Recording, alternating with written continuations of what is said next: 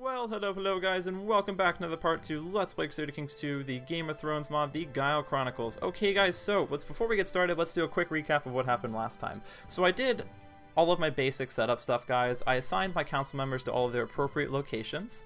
We've got 4 of them right here in my capital city right now, and then 2 of them down in the south.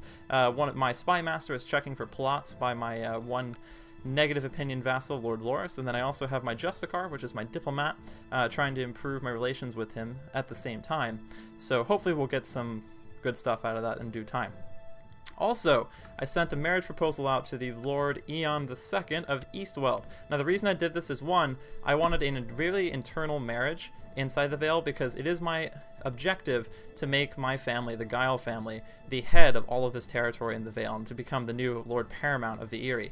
But to do this, I need powerful allies. I am only a duke, essentially. I'm a High Lord, which is the equivalent of a duke, and I need allies to help me. Now, I could have gone for an external marriage outside over here if I really wanted to. However, I decided against it because I wanted to try to ally myself with a duke that was inside the realm of the Eyrie, so I could sow discontent and rebellion over time. So that's pretty much it.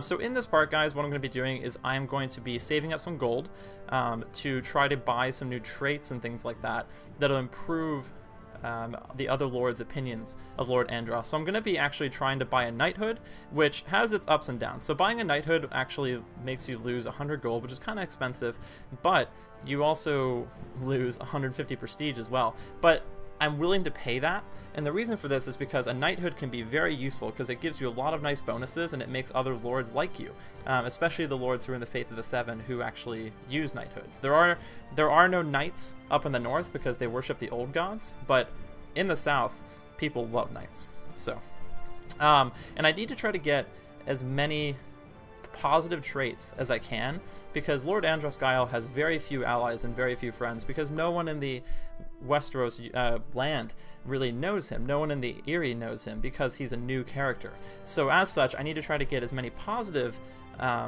traits as quickly as possible so I can make other lords like me and be more likely to support me in a claim or a vie for the throne in the future. So that's what I'm going to be doing.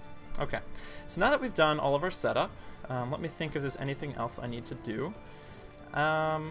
Not necessarily. So, oh, there was one thing. So, a subscriber, let's put this on one. A subscriber pointed out to me that I kind of goofed a little bit when I was making my character. So, Lord Andros, I made him out to be in his character bio this like master fighter, like master martial character. However, I messed up when I made his traits. So I forgot in the Crusader Kings 2, we're gonna support the king right now. I forgot in the Crusader Kings 2 Game of Thrones mod, it has a very unique duel and one-on-one martial system where if two lords go up against each other in a fight, the major factors that will affect them winning are their martial skill, but also their skill as a fighter. So Lord Andros is a very good commander. He's a very good strategist and tactician.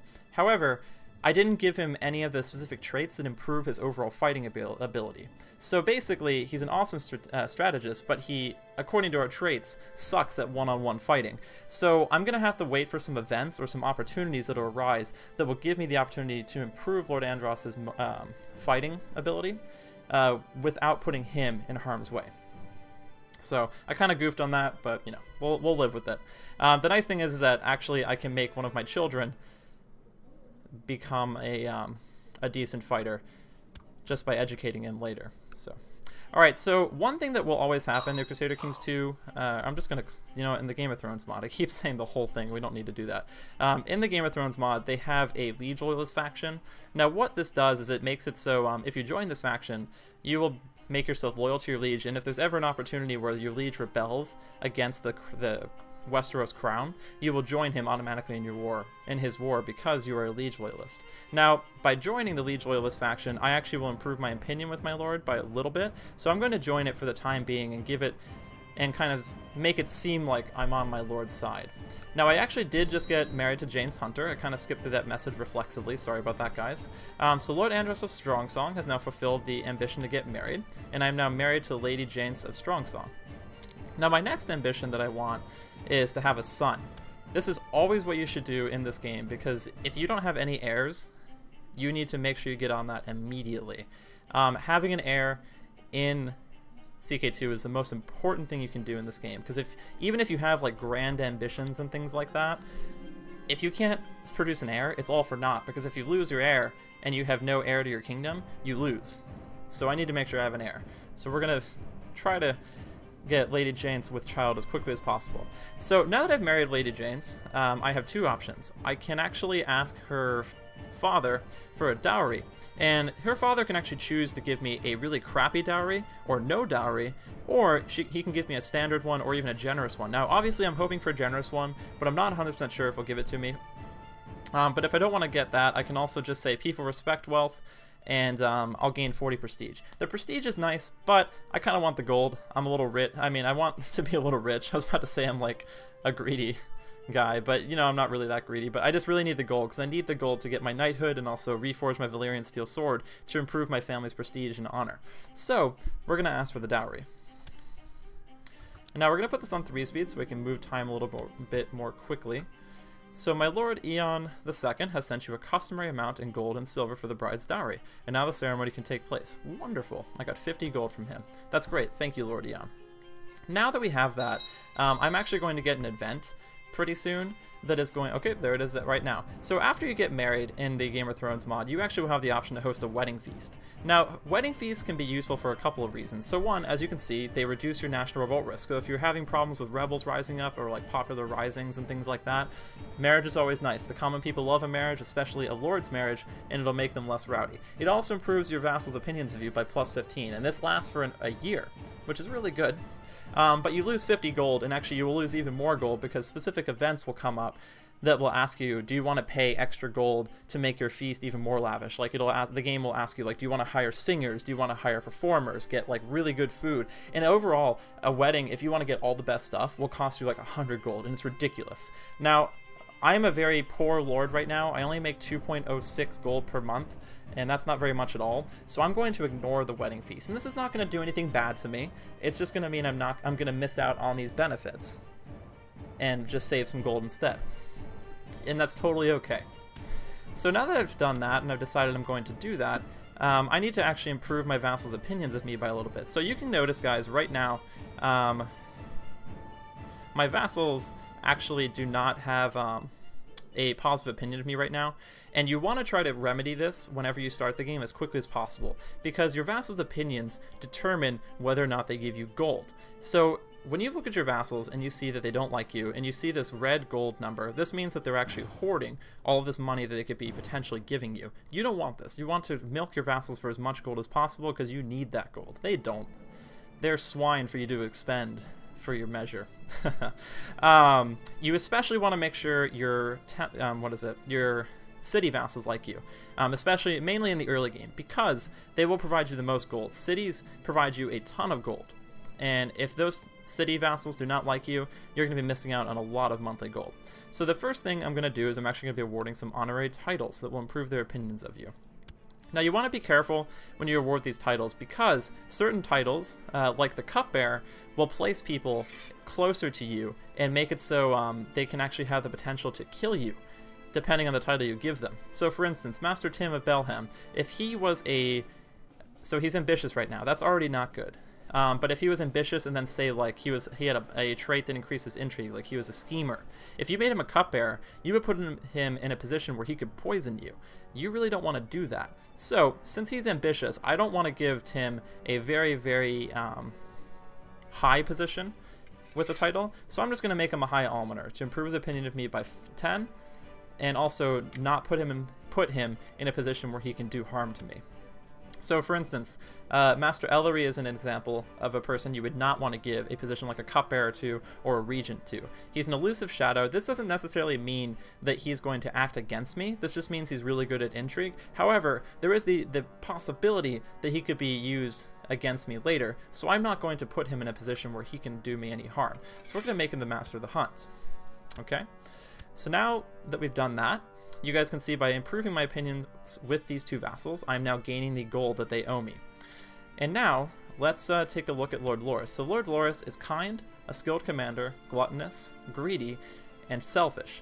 So Lord Loras would make a fine candidate for pretty much any position I'd want to put him in, except for a regent. So if Lord Loras became the regent, since he's greedy, there would be a chance that he would actually embezzle money from me. He'd try to steal money from me if he ever became my regent. We don't want that, so we're not going to make him a regent. We're going to award him the title of cupbearer, since we can see that he doesn't have any modifiers or any traits that will make him at least appear to try to do harm to me later. And then Lord Moonsgrey is ambitious, he is deceitful. This is a bad combination. Ambitious and deceitful is never good. So we're not going to put him in any type of position of power. We're going to make him the master of the horse to improve his opinion of me by 10. And then let's take a look at the Septon of Strong Song. So the Septon of Strong Song is a great example of someone that you could put into power and he would not act against you. He's a theologian. He's a Septon, so he can't actually hold any really big titles or office because he's basically sworn to his lifetime of service as a Septon. So, and he doesn't have any traits that'll make him really act out against me. So we're going to designate him as my regent. So if there ever comes a time where we need a regent, like for instance, I have my heir is a child when I die, or I become incapable, then the Septon will become the regent and he will rule the realm in my stead. So now that we've set up all that, we're just going to have to wait for a little while and hope that my wife will produce an heir in due time. In Game of Thrones, it seems like it takes your wives a very long time to produce your children. Even if you both have the lustful trait, it seems like you won't get a lot of kids. Now, that's kind of good at the same time because, unlike CK2, the native game, Game of Thrones does not let you have as many Demence titles, as I stated in the last video. So when your children ask you for territory, it's a lot harder to give them territory because you have less to give, and the more you give, the much less you're going to have later. So it's really, you really only want a couple kids in the game, and it's preferable to really only have 1 or 2 sons, I would say. That way you have one, and then you also have one spare in case things go wrong with the other son. My liege, since I arrived in Strong Song, there has never been a shortage of soldiers reinforcing the troops stationed here. Under our guidance, they believe fame and fortune awaits us. Your humble marshal, Lord Paul of Moonsgrey. Thank you, Lord Paul. He's increased my levy reinforcements rate in the territory of Strong Song by 50%. That's very good. Now, we actually have a lot of troops that I can potentially bring out. And the reason for this is, for one, High Lords can actually bring a lot of men. In the Game of Thrones mod, pretty much everyone has the potential to bring out a lot of troops. The levy troop size that every Lord can field has been increased a lot in this mod in comparison to the native CK2. But the other thing that's affecting my the amount of troops I can raise is actually my status as a very good military ruler. And this is why it's good at times to have a very good military ruler. You can see here that because Lord Andros has such a high martial skill, all of my vassals' levy amount gets increased by a very nice amount, and also the rate at which I gain reinforcements when I lose men is increased by 30%. That's a very nice bonus. So let's see. My liege, I believe that one of your vassals can be discouraged from associating with the conspiratorial factions if the proper leverage is obtained. Do you wish to proceed? Let's see. I can use legalism to gain a leverage on your vassal, Lord Loras. We will do nothing for now. Or I could ask politely. Let's put some leverage on Lord Loras. Let's use some legalism and see if we can discourage him from acting against me. Honored Lord, thank you for reminding me of my duties and obligations as your vassal. You are right, of course. For the foreseeable future, you have my promise to not support factions conspiring against you. So for the next...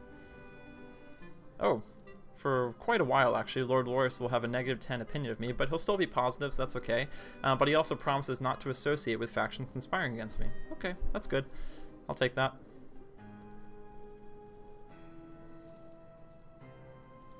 So right now, Lord Loras has still got a positive opinion of me, but since I discouraged him from factionalism, we won't have to worry about him acting out against me later.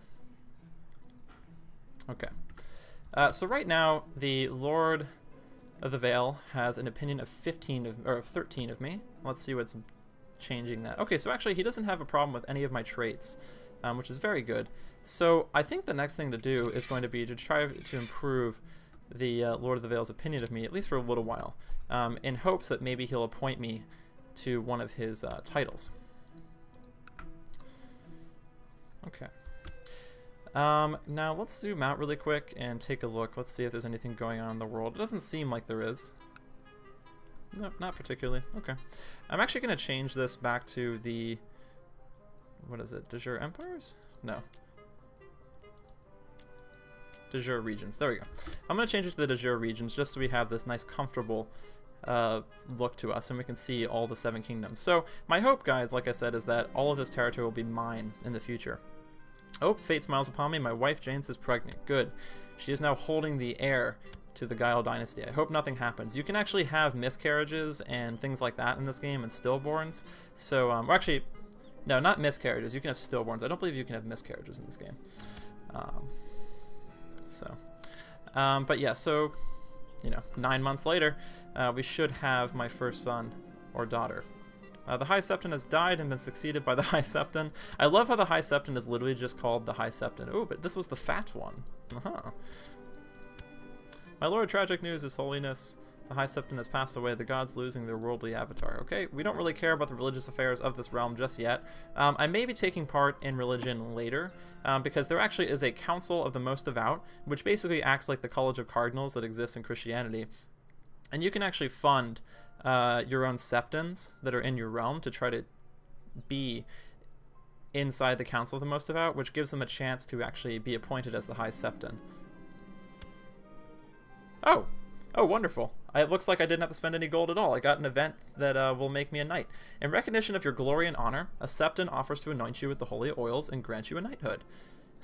Fuck you, sirs. Obviously, I'm not going to do that. I want the knighthood. So finally, some recognition of my abilities. I shall be a famous knight. So by being a knight, I will get plus 0.1 prestige monthly, an extra 10% bonus to mounted troops, an opinion bonus with the church, an extra 10 opinion bonus with people of the opposite sex, and also a plus 5 opinion with other knights. And this is why the knight trait is so good. Being a knight is very nice. So now that I'm a knight, we actually will probably not have to worry too much about septons, because they really do like you being a knight, because a knight is a very kind of, it's a worldly appointment, but it's also kind of a spiritual one at the same time in the Game of Thrones universe. Okay, and it looks like, do we have any plots going on in my realm? By Roland of Moonsgray's loyalty.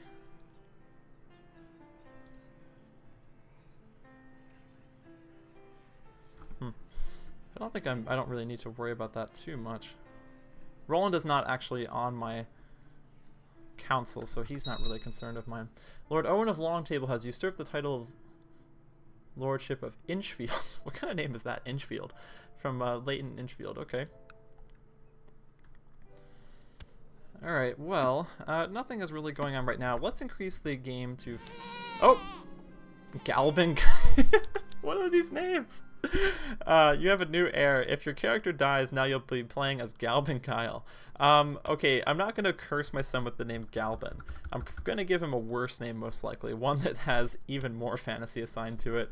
Okay, so I usually pick all of my names for my characters from books I've been reading. So right now we have Andros, and it's only appropriate in my mind that I name his first son after my favorite character from the book that Andros is from. And that's going to be Dazin. It's a little weird name, I know, and it's kind of funny considering that I laughed at the name Galban and I'm naming the kid Dazin, so they're both kind of like really weird names, I guess, but you know, we're going to go with it. Alright, so we're going to hit OK, so we now have a son. Ah, he's ugly! No! What the... Dazin, I think I'm going to have to smother you, my friend. So, I guess it's going to be a little bit educational. So, the game, even though like neither my wife nor I have the trait ugly, the game can sometimes just throw you a curveball and give you a kid with a negative or a positive genetic trait. Now, since Dazin has the trait ugly, this makes it so now any of his children will have a small chance where they will inherit the trait ugly as well. The game uses basically basic genetics that most people, or common genetics that we know of today. So if Dazin and, for instance, if someone else he was married to would both have the trait ugly, the kid would have a 1 in 4 chance to inherit the trait ugly. So him being ugly is not that big of a loss. It's going to reduce my diplomacy by 1 and also make it so less women will like me, but it doesn't actually make vassals dislike me, so it's something I can work with. But if we get a better son, then I may try to remove Dazin somehow later.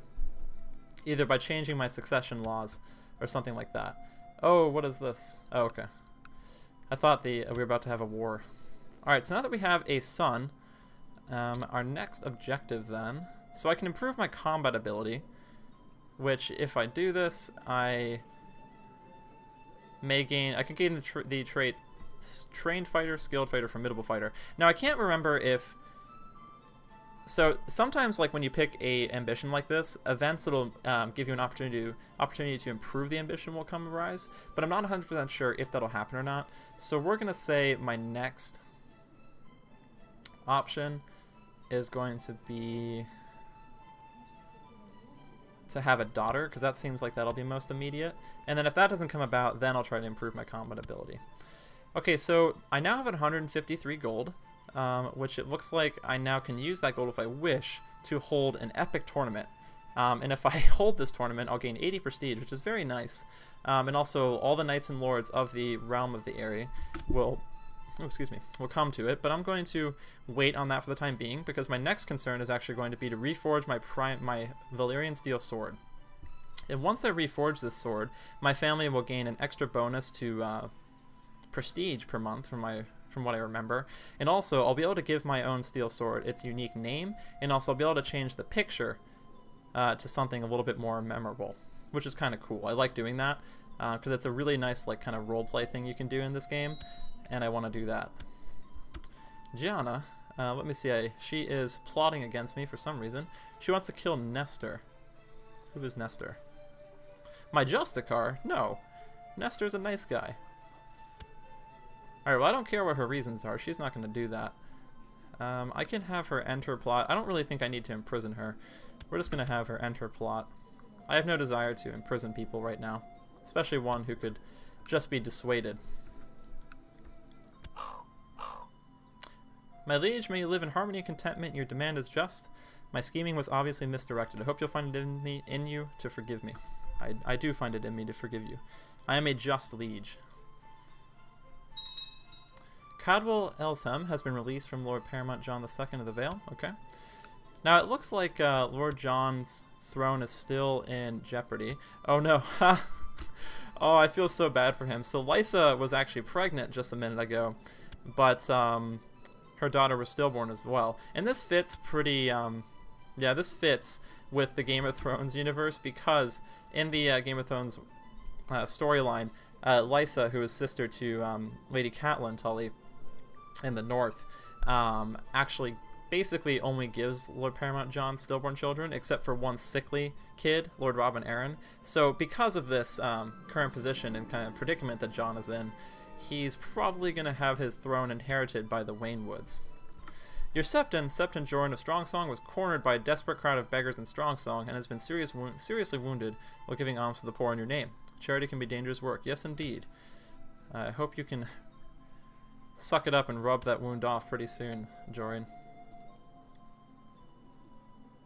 Okay. Alright, so we have an heir now. We have Daz and Guile. And let's see. My wife hopefully will become pregnant in due time again and give me a new son. Or a new daughter, I guess. Since our ambition right now is to get a daughter. And that's actually probably what I want at the moment, because a daughter would be very useful to me, because I can use her to marry off to someone else to gain another alliance. My lord, I regret to inform you that Lord Loras has attempted to bribe their way into my loyalty in order to conspire against you. I'm sure you appreciate me for telling you as soon as this dishonorable proposal was presented to me. Regards, Nestor. What treachery! Lord Loras has attempted to bribe a counselor of my domain? Well, Lord Loras, that is not going to do at all, my friend. We're going to have to imprison you. Oh, my guards have failed to capture Lord Loras, who has now raised his flag in rebellion, and I think that'll be a good place to stop this part for today, guys. Alright, so I hope you guys enjoyed this part to Let's Play Crusader Kings 2, the Game of Thrones mod, the Guile Chronicles. Join me next time for my suppression of the rebellion of the treacherous Lord Loras, so Crown Crag, and more good stuff to come. Thanks for watching, guys, and I'll see you all again later.